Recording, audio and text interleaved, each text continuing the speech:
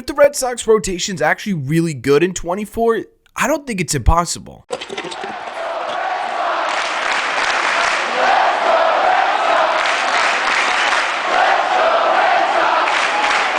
What is going on, everybody? Welcome back to Red Seat Radio. My name is Corbin, and one thing we've been able to do very well, specifically on this channel, in the comment section and in these videos, is highlight the Red Sox biggest weakness, which is by far and away their starting pitching, right? It's no secret that the sort of weakest link of this Red Sox chain right now is their depth in the starting rotation. But what if it isn't? What if there is a world where the Red Sox rotation's actually pretty good in 2024 as it is today making this video? I don't think that's an entirely impossible thing to say. There's just a few things that need to happen for them to get there. So what we are going to do in today's video is we're going to break down in what scenario could this Red Sox rotation actually be solid going into 2024. We're going to talk about what that means, and we're going to talk about what kind of impact this could have on the Boston Red Sox, plus how likely it is that this all comes together. But before we get into that, do me a favor. If you're new here, we are on the road to 10,000 subscribers. We are less than 500 subs away at this point, so help us get there by hitting that subscribe button if you haven't already. Here we talk Red Sox content almost every single day.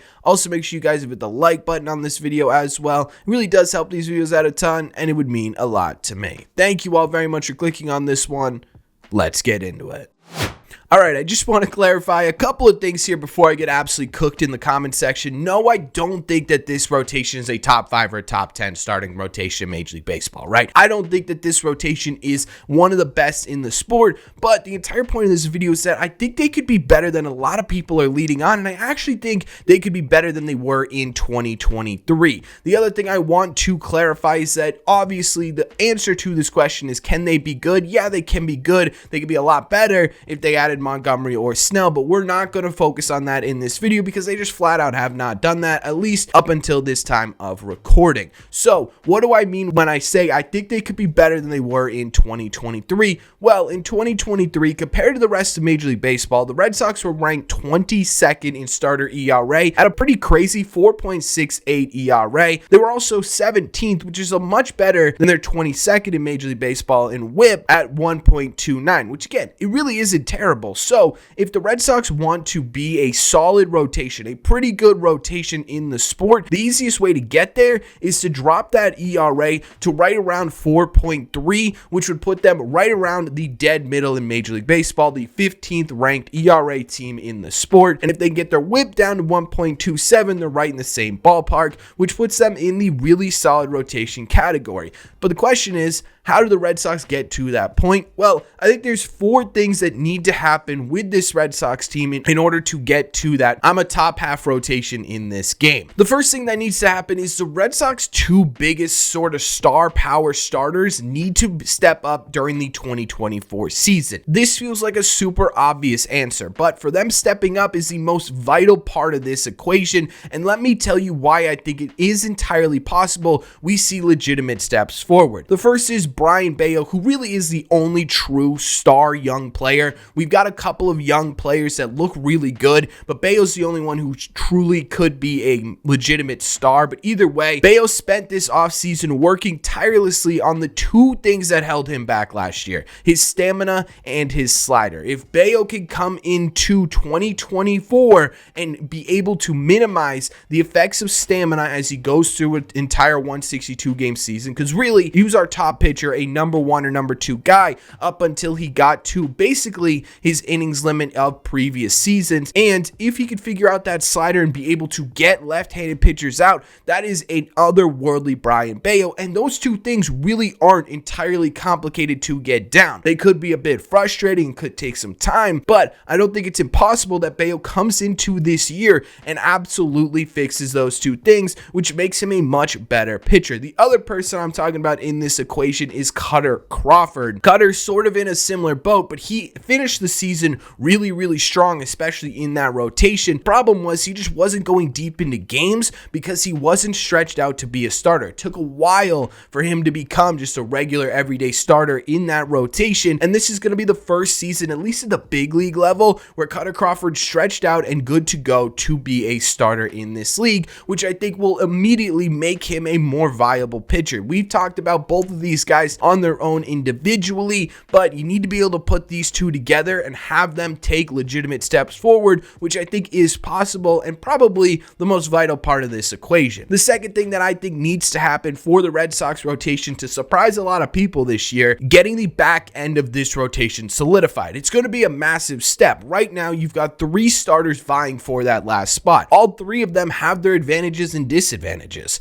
Houck has a ton of potential, but has had his fair share of struggles in the past, mainly with being able to get through a third rotation in a lineup. Whitlock might still have the highest ceiling of any of these pitchers, right? I think what Garrett Whitlock could be is a number 3, possibly a number 2 starter. The problem with that is we haven't seen that success translate all that well to a starting role, and the injuries that have come as a starter may just be too much for the Red Sox to be comfortable with, or for the Red Sox to believe that it's a smart move to leave him in a rotation for an entire season. And finally, the third person vying for this spot is Josh Winkowski, who was really solid out of the bullpen last year, but in 2022, absolutely miserable in the rotation. The Red Sox clearly feel as though they can get him back to that rotational spot and actually end up being successful, which I could kind of see, right, based on the movement of his pitches out of the bullpen, but we haven't really seen what that looks like successfully at the major league level. Now, in my opinion, when we're looking at this situation, it's sort of you got your good and your bad. You got to figure out which one you're willing to deal with, and to me, that's Tanner Houck. One thing that really gets me excited about Tanner Houck, and the reason I think he could actually end up solidifying the back end of this rotation,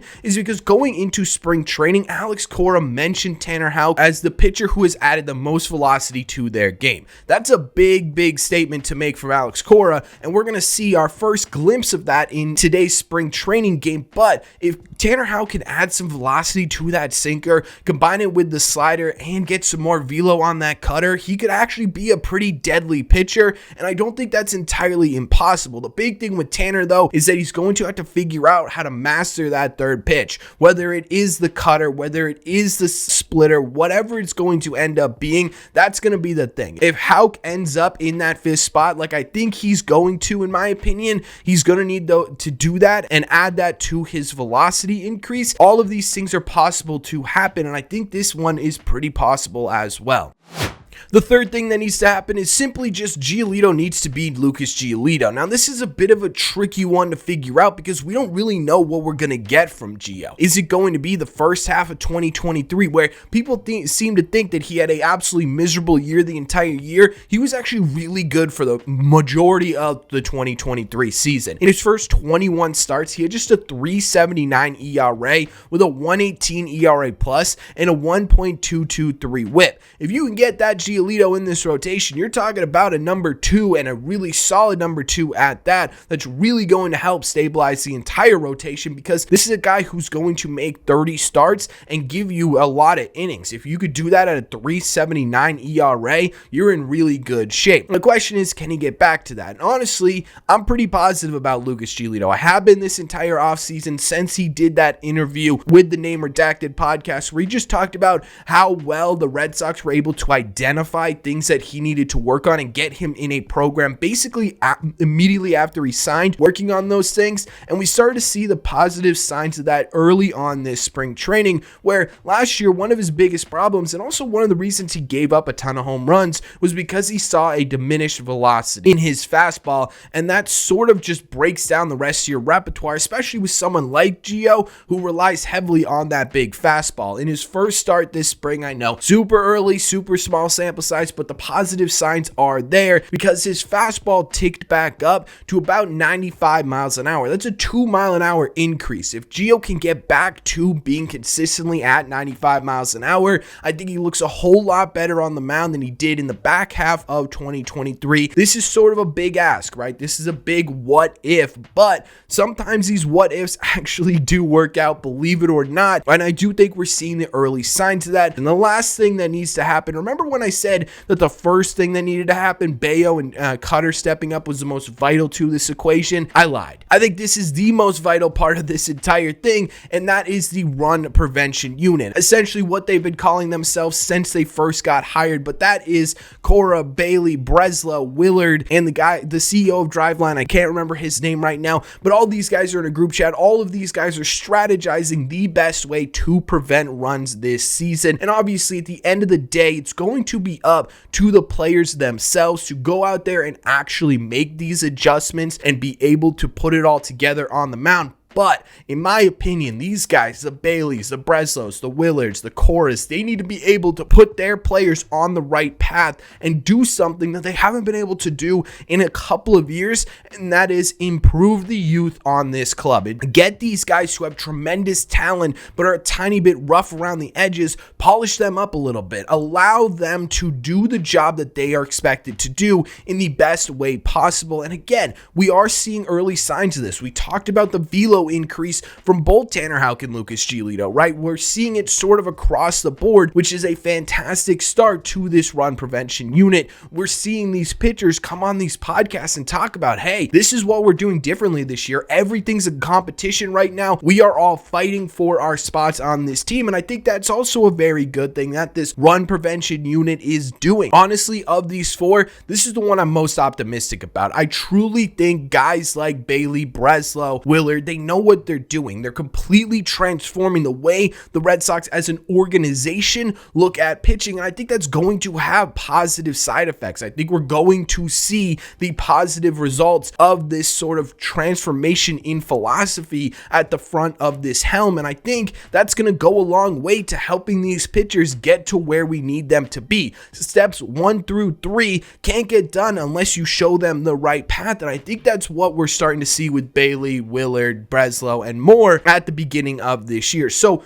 when I'm looking at this, I understand why people are saying, oh, this rotation's going to suck. It's going to be one of the worst in baseball. And that's, to me, because you don't have the depth and you don't have the star power. You don't have a name in there that you're like, man, this guy could win a Cy Young, right? But that doesn't mean this team's going to be bad. That doesn't mean that this rotation's going to be bad. And if you really break it down and you take a look at a couple of things that just need to happen as we get closer towards the beginning of the season, it could actually end up being really solid. Their ability to get from a 4.68 ERA down to a 4.30 ERA really shouldn't be a huge accomplishment to do. And yes, things need to go right and things need to break in their favor once in a while, but I think this is realistic for this Red Sox rotation. I think it is possible, and I honestly think it's a little bit likely, not super likely, that the Red Sox are actually able to do this. I don't think they're going to be worse than last year. The question is, how much better are they going to be than 2023? And my hope is that by the end of the 2024 season, we're talking about the Red Sox as a 15-ish middle-of-the-pack rotation in the league. And I know people are going to sit there and say how far we've fallen, that we need a middle-of-the-pack rotation. The Texas Rangers, who won the World Series last year, were 14th in Major League Baseball. The Red Sox get to 14th. Their offense can carry them just the same way the Texas Rangers carried them, because that's a video for another day. But right now, I just want to say I think this rotation's a lot better than what we're giving it credit for. I think Andrew Bailey, Willard, Breslow are a lot more competent than we give them credit for, and I'm excited to see what this rotation can do, and I think it could and will shock a lot of people, but that's just my opinion. So let me know in the comment section down below, what do you think? What do you think the ceiling is for this 2024 rotation? Whether we get another arm or not, what do you think it's going to look like? Can it be good? Is there a world where the Red Sox rotation is actually really solid in 2024? Let me know all your thoughts on this topic in the comment section down below. As always, if you made it to the end of this video, do me a favor. Make sure you guys have hit that subscribe button if you haven't already. Like I said, we are on the road to 10,000 subscribers. Plus, you made it to the end here, you might as well hit that sub button. Also, make sure you guys have hit the like button on this video as well. Really does help these videos out a ton, and it would would mean a lot to me. Thank you all very much for clicking on this one, and I will see you in the red seats.